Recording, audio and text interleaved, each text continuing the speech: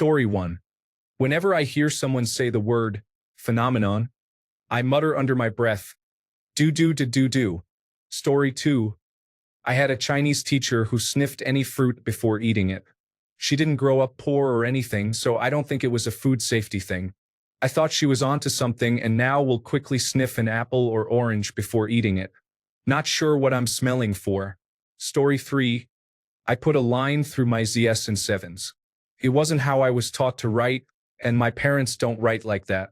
I had a teacher who wrote like that when I was in public school, possibly sometime in grades 4 to 6, and I thought it was cool. Story 4.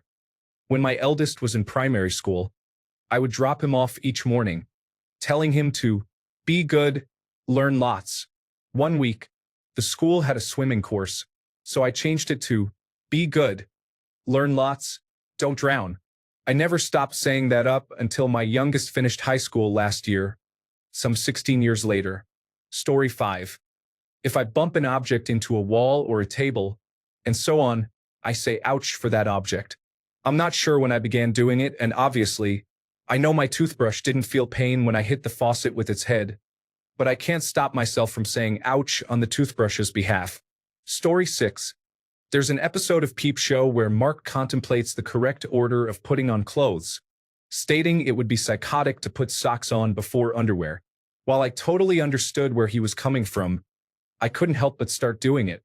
Never stopped. Story 7. When I was a teenager, I went through a phase where I'd ironically use whimsical, old-fashioned phrases to set myself apart from the crowd. Stuff like saying good day instead of goodbye. Keep in mind this is in Southeast Asia, or occasionally using radical instead of cool. On a recent trip to a water park with friends, I realized on a particularly thrilling ride that the exclamation, "Oh Lordy," was somehow still in my vernacular. Story 8. Decades ago, I learned of the old superstition where, if you accidentally spill salt, you should pinch up a little bit of the spillage and fling it over your left shoulder because, when you spill salt, the devil will try to attack you from the left and steal your soul.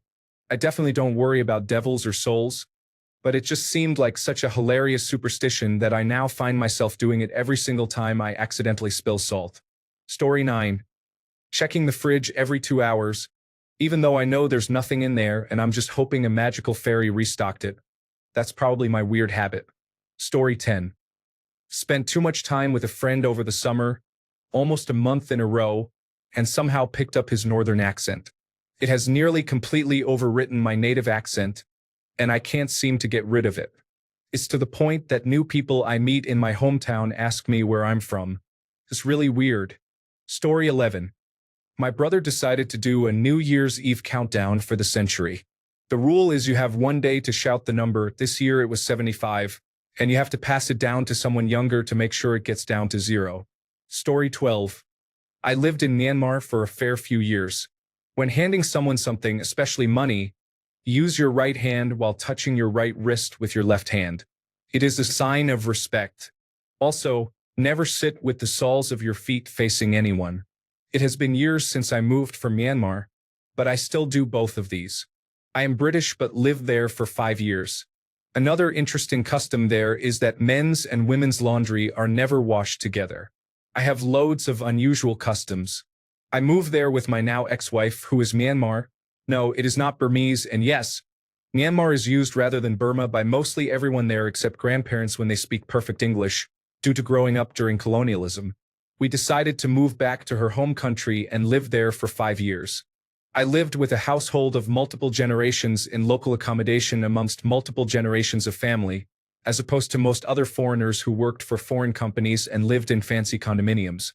For a while, we lived in a house by a rice paddy on the coast with no water or electricity. It was awesome. Everyone in the village showered communally, pulling water up from a well in a neighboring field. I had an interesting time there. Story 13. In Serbia, there's a tradition to look into the eyes of the person you clink glasses with. I suppose it's more about showing respect, but my local friends say it's 7 years of bad luck if you don't do this. Also, I've heard opinions that it's 7 years of bad experiences. Since Serbian parties are crowded, you always have to watch whether you've looked everyone in the eye or not. After almost 5 years of living here, I've picked up that tradition and am carrying it over to my non-Serbian friends. Story 14. My mom's parents moved to Serbia when my mom was a child. We're not Serbian. She went to school there, and she spoke Serbian her whole life. After she moved back to her own country, she used to speak Serbian with her siblings all the time, and my whole life I listened to them speaking it. Now, as a 25-year-old, when I speak my own language, I mix in some Serbian words while chatting with people who don't even understand Serbian, and I can't remove these words from my vocabulary. Story 15. I lived in Spain for a year and was introduced to the Tio de Nadal, a mythical log that Catalan children hit with sticks while singing each Christmas to get candies. As an atheist, it is still one of my favorite holiday decorations. Story 16. I kill pens. I am monomaniacal about keeping my pens in my possession, making sure I get them back if someone else has to use them. But once it is out of ink, it means nothing to me, just another piece of trash. Toss it right in the bin. Story 17. When I am driving, if I am kind of running a yellow light, I lightly punch the ceiling of the car. I do not even remember where I picked that one up from, or what the purpose of it is. I just do it. Story 18. So there's this thing called Fortune's Wheel, which is an ancient symbol of the fickle nature of fate. The wheel belongs to the goddess Fortuna, who spins it at random, changing the positions of those on the wheel. Some suffer great misfortune, others gain windfalls. It's all very silly. Nevertheless, on my drive to work, I pass a house that has this big wheel thing in the front yard. Every time I pass by, I mute my music or podcast and I say, "Spin, Fortune's wheel, spin, spin," in order to cause Fortuna to spin her wheel and change my fate. This evening, I got the email asking for an interview for a job I've been wanting for 8 months. I've become so attached to this ritual that I'm gonna get it tattooed on me. Pretty weird. Huh? Story 19. I shake my milk before pouring it out. My mom lived in one of the last areas in the Northeast that got non-homogenized milk delivered to their house. She grew up shaking the milk to mix it. She never broke the habit, and now I do the same. Story 20. I fall into deep, uncontrollable fantasies in public while mouthing or whispering words to myself that are said in my mind. Many times it is not even a fantasy. It is just a scenario my brain decided to put me in. I am afraid the delusions will get so strong I will get completely lost in them. For now, I can break myself out of them if someone walks in the room. But it is just getting worse and worse. Story 21. When I was in high school, I was really tired and said, "Bless you" to a friend when he yawned, and we thought it was the funniest thing for some reason. I've influenced every friend group since then to say, "Bless you" when someone yawns. At one point, I forgot that it wasn't the normal response. Story 22. In my dad's bedroom is a glass-fronted cabinet that has mementos, pictures, and spare keys to everyone's houses, and my mom's urn. Whenever I go in to grab the keys, I knock on the urn. I don't know why. I just started doing it a decade ago for some reason. Story 23. Dipping a banana in my coffee, then eating it. Saw my dad do it once. It looked kind of gross. Then I tried it, loved it, and 20 years later, I still do it. Story 24. After the first time I donated blood, my mom took me out to Wendy's. I was a senior in high school and had a fear of needles. When I told her I had signed up to donate at my school's blood drive, she was so sure I wouldn't actually follow through. She asked me where I wanted to go to eat, and I said Wendy's. I donated again the next semester, and again we went to Wendy's after school. Now, anytime I donate blood, I let her know, and that's where we go. Story 25. I once saw this girl's handwriting back in middle school that I was very envious of, and she used to write her ampersand as a 3 with a line vertically down the middle. I thought it was so cute. I still do it. I don't know why, but I still like it. Story 26. I really like spicy food. My son is 3, and he's gotten dosed a bunch of times by eating off my plate. Pretty much every time we sit down to eat, he says, "Daddy, you like spicy?" And I always reply, "Oh, I love spicy." Also, when he gets a hold of something spicy, his mom will give him a spoonful of sour cream to ease the pain. So now he lies about having eaten something spicy so he can get a spoonful of sour cream. Story 27. Discharge static electricity before I touch an appliance, personal computer, pump gas, pet the cats, touch light switches, etc. In the winter, the humidity is less than 20% here, and I'd rather get a spark on purpose than as a surprise. Story 28. I spent a few years in a French-speaking country over 20 years ago. When I'm typing in a URL, in my head, I still always say .com instead of .com. Story 29. This is bad. My dad has dementia, and it takes forever until he hands over the phone to my mom when I call them, and he is always talking in the background, asking me questions that none of us understands. So my new tradition is that I call and pretend that I'm a customer service representative from the German Roadside Assistance Club, that my mom knows it's me, and he hands over the phone right away and doesn't ask questions when I talk to her. Story 30. I tend to dance while the microwave is heating my food. If my partner or other people are around, it's just a bit of subtle bouncing and head bobbing. If I'm alone, the whole kitchen becomes a dance floor. There's not really any set rhythm.